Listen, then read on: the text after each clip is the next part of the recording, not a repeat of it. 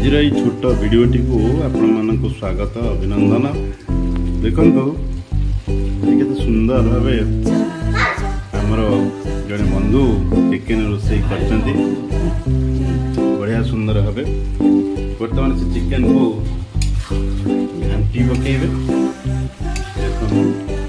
Chicken बढ़िया कहीं आज शेष रविवार कार्तिक मास आरंभ हो जाऊँगी तेणु भाविलु टे कषिदबा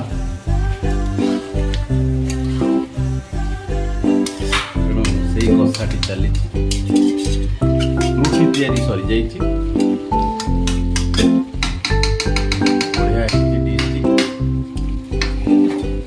बास्ना फाटी उठुची महक उठुची बढ़िया बास्ना बहुत आसूची चिकेन क्वालिटी केमती देखा जाउची एटा टेस्टा आ किछि समय परे पूरा बारी जीव बढ़िया लागु।